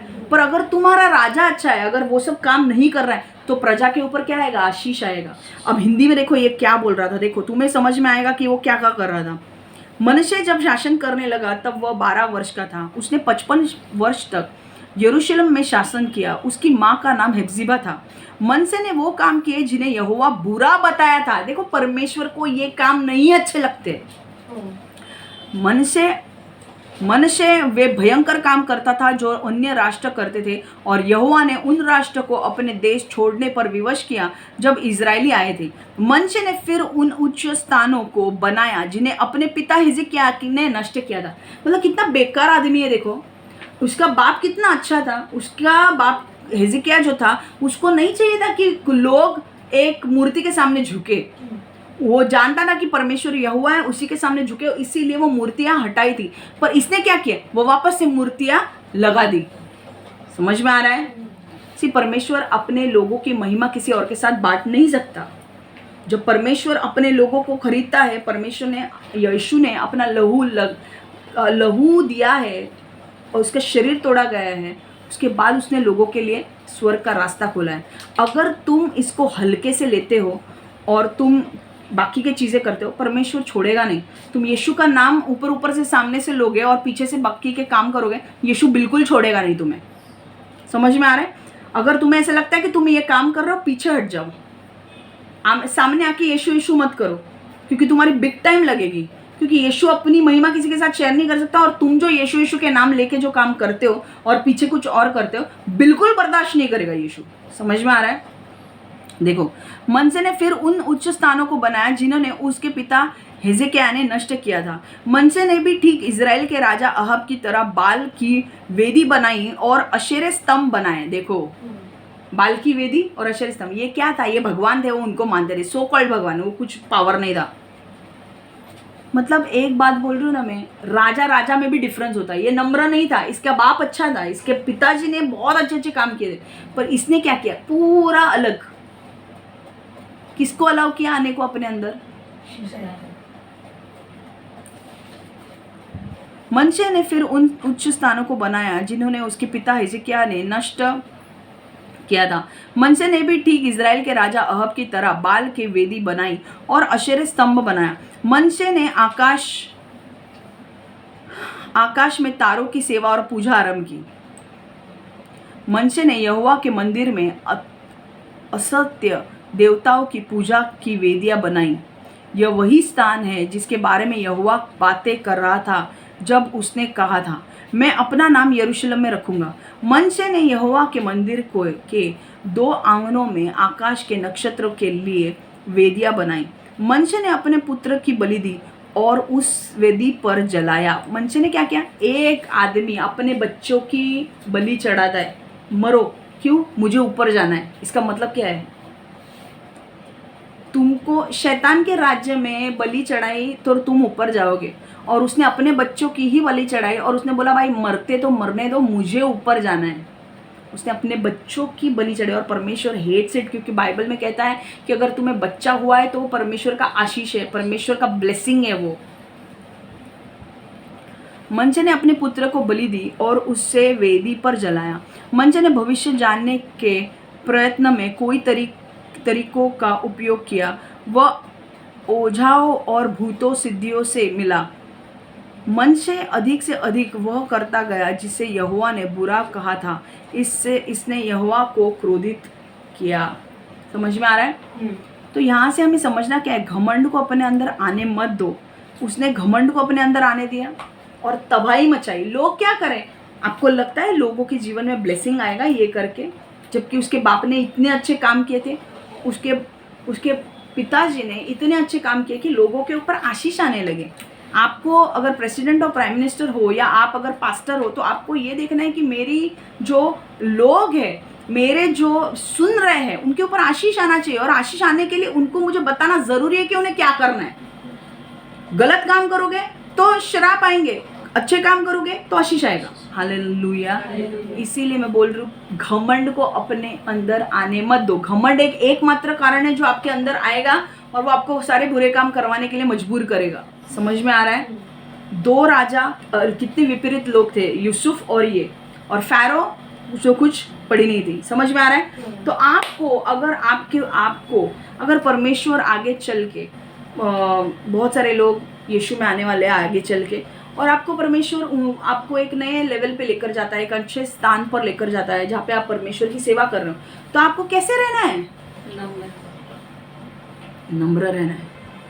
समझ में आ रहा है? इतने लोग आए हैं, इतने बड़े बड़े लोग मुझे देख रहे हैं, इतने लोग मुझे चाहते हैं, ये सारी चीज़ें इंपॉर्टेंट नहीं है। तुम्हें ध्यान में रखना है कि इन लोगों को तुम कैसे गाइड कर सकते हो और कैसे इनके लिए आशीष बन सकते हो, और कैसे नम्र रहो। समझ में आ रहा है? नम्र रहो। नम्र रहोगे परमेश्वर उठाएगा, नम्र नहीं रहोगे नीचे गिराएगा। समझ में आ रहा है? मैं वापस बोल रही हूँ, कुछ लोगों को बाद में परमेश्वर अगर उठाता भी है, परमेश्वर उसके काम के लिए, मैं वापस बोल रही हूँ, तुम दोनों को उठाएगा भी, तो नम्र रहना, अपने अंदर घमंड को आने मत दो। समझ में आ रहा है? और मैं सभी के लिए बोल रही हूँ, कोई भी लेवल पे परमेश्वर तुम्हें उठाएगा, कितने भी बड़े बड़े लोगों से क्यों ना मिलो तुम, जो स्टार है, ये है, वो है, कितने भी बड़े बड़े लोगों से नम्र रहो, क्योंकि यही परमेश्वर को भाता है।